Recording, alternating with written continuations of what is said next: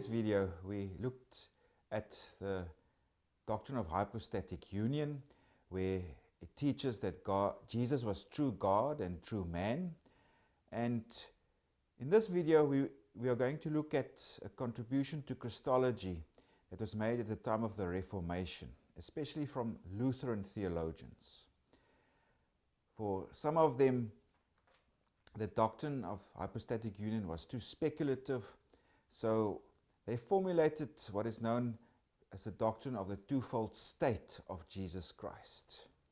And it relates Jesus' divinity and humanity more to biblical texts. And the doctrine of the twofold state refers to his state of abasement. In other words, that's Jesus, the human being, when he divested himself of his divine glory, etc. And his state of exaltation. That is the state Jesus received back after his resurrection. So that's the twofold state, or the doctrine of the twofold state. A contribution towards Christology that was made by Lutheran theologians. Now, of course, it was affirmed already at the time of Council of Nicaea, Constantinople. It was also entrenched at the Council of Chalcedon, the dual nature of Jesus as true God and true man. And we can affirm that also by looking at its biblical texts. For example, John 1 verses 14, where it affirms that the Logos, or the Word, has become flesh and dwelt among us. Jesus' humanity can also be affirmed by, for example, what we read in Mark 6 verses 3, where Jesus, he started out his ministry. Of course, to other people, he would have just been known as a fellow human being. So they're wondering, what's Jesus up to? And the comments are made there, is this not the carpenter, the son of Mary, and brother of James, Joseph, Judas, and Simon? And are not his sisters here with us? So they were offended at him. So yeah, it mentions Jesus had an occupation. He was a carpenter. Also, he had 4 brothers and at least 2 sisters. So people could relate to him. He was a human being. And that's what we also affirm in the doctrine of hypostatic union. So Jesus' humanity can be affirmed. There's no doubt about it. But there's more to Jesus, as we have seen in the doctrine of hypostatic union. But now the Lutheran theologians come and they use what is known as the Christ hymn in Philippians. Now, if you look at Philippians 2, verses 6 to 11, that is where Paul quotes that scholars identify as an early Christian hymn. So Paul wrote this epistle to the Philippians, and probably some early Christian, he composed this hymn that was sung or chanted into the community, or that was sung in the community. And now it speaks of Jesus' abasement and also his exaltation. And this text is what the Lutheran theologians used to develop this doctrine of the twofold state of Jesus Christ. Now, if we look at this text more closely, if we look first at verses 6 to 8, it refers to the state of abasement of Jesus, self-renunciation. Now, let's just read it, because it says there, he, that is Jesus, being in the form of God, did not consider it robbery to be equal with God, but made himself of no reputation, taking the form of a bondservant, and coming in the likeness of men. And being found in appearance as a man, he humbled himself, and became obedient to the point of death, even the death of the cross.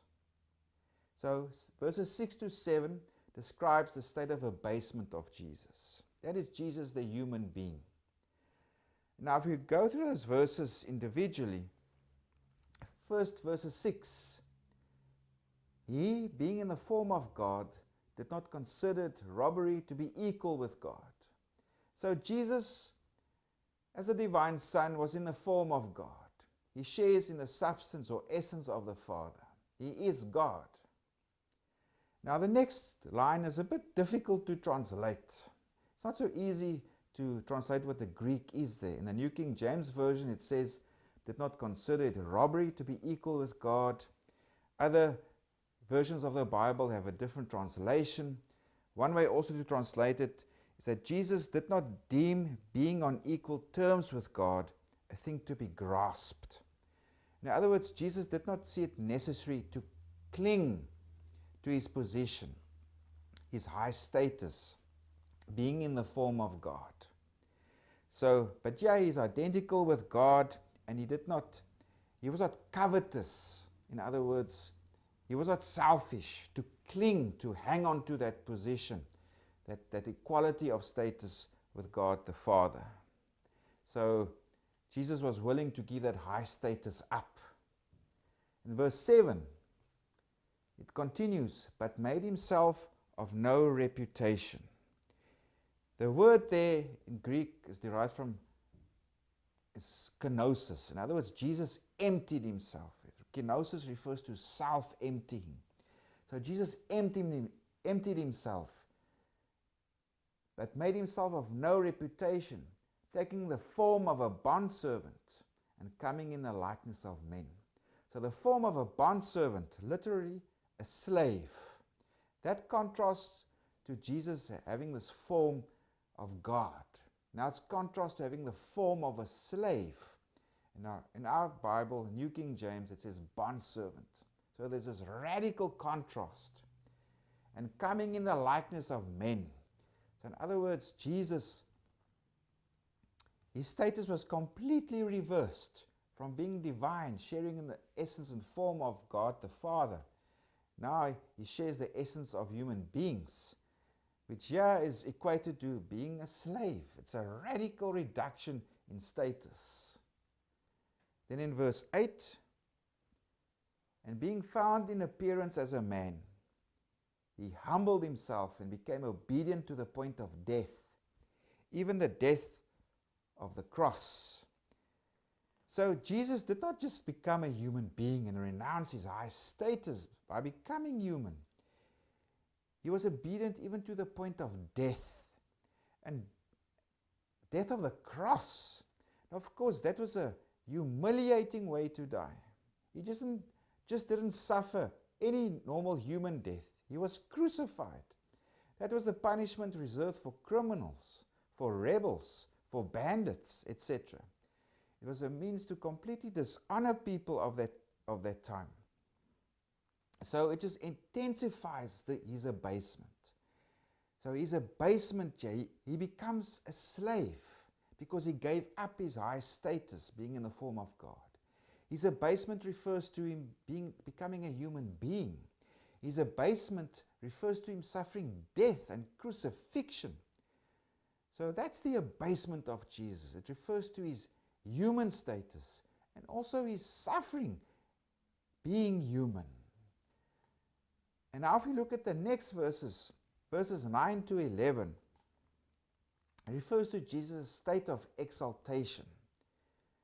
Because Jesus abased himself, this is now what the Father has done. If we read there, therefore God also has highly exalted him and given him the name which is above every name, that at the name of Jesus every knee should bow, of those in heaven and those on earth and of those under the earth, and that every tongue should confess that Jesus Christ is Lord, to the glory of the Father. So because Jesus has abased himself, the Father has exalted him and has given him this name which is above every name. And this name is Kyrios. Remember in the previous videos we looked at it. In the Old Testament, God was referred to as Lord, the Hebrew Adonai, and in Greek this was translated as Kyrios. So the Father gives this name to Jesus, this name Kyrios, which is above every name. So, and this is related also to Jesus' ascension, that he ascended to the Father. And because of that, all must worship him. Jesus has also been granted supreme authority. He's regained back his status. His status being in the form of God, etc.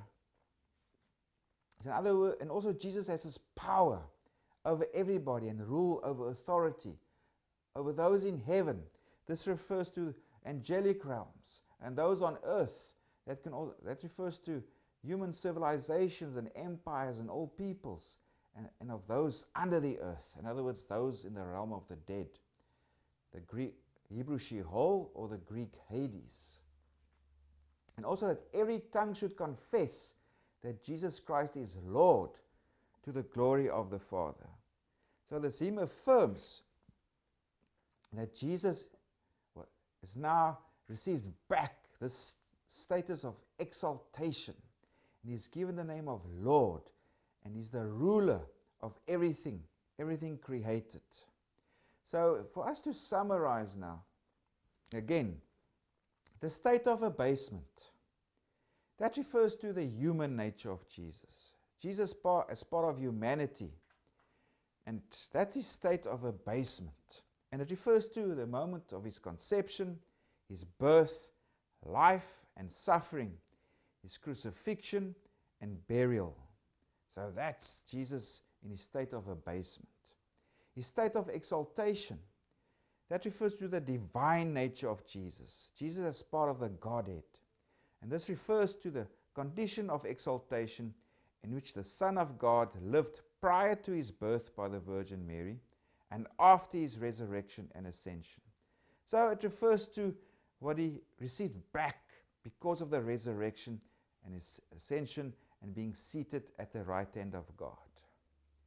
So this is Lutheran theologians developing this twofold state of Jesus Christ, and it supports the doctrine of hypostatic union. In other words, Jesus' humanity and his divinity. Jesus being true God and being true man.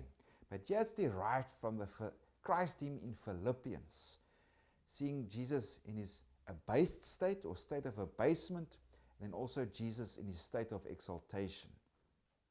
Now, of course, questions also arose in his state of abasement. What happened to Jesus' omniscience, his omnipresence, and his omnipotence? Because that's the characteristics of God. So, yeah, it's seen as that Jesus concealed these. He made limited use of this. Jesus did not make use of all his omnipotence, all of his omniscience, and all of his omnipresence. So there was this self-limitation that Jesus imposed upon himself. But of course, this also led to further discussion, as we will see later.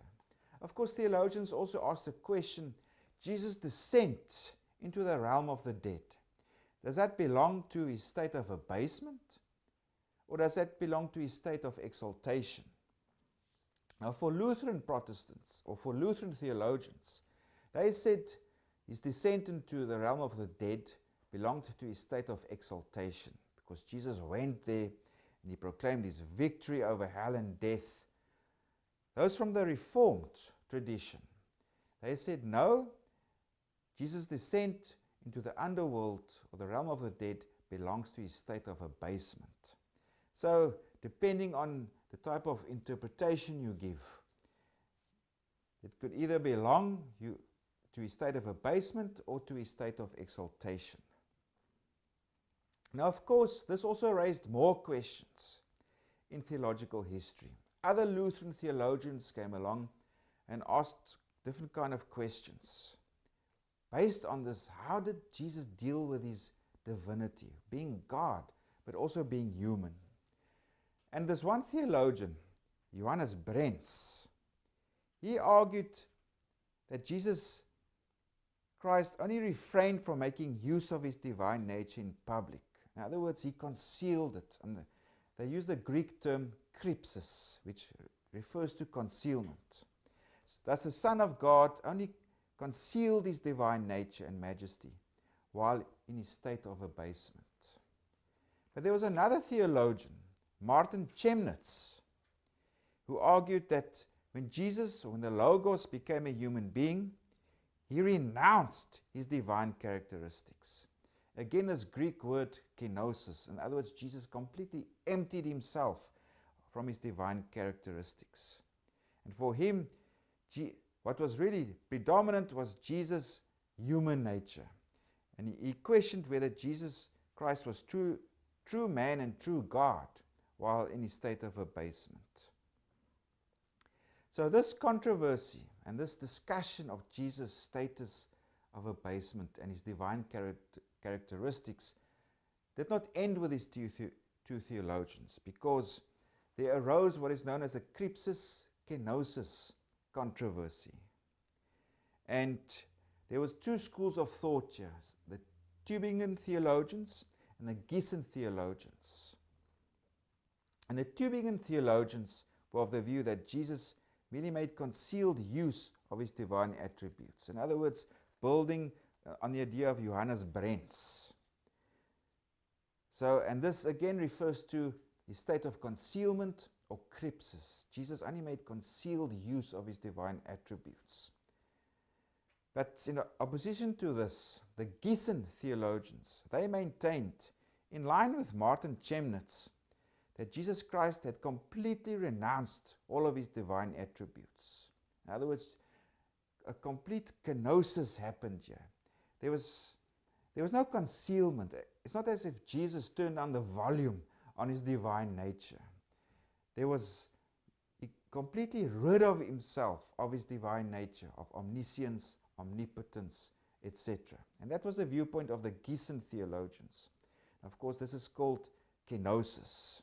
Now, this dispute was eventually settled by a decision in Leipzig, and the Gießen view prevailed. And this is the view of kenosis. In other words, Jesus completely emptied himself.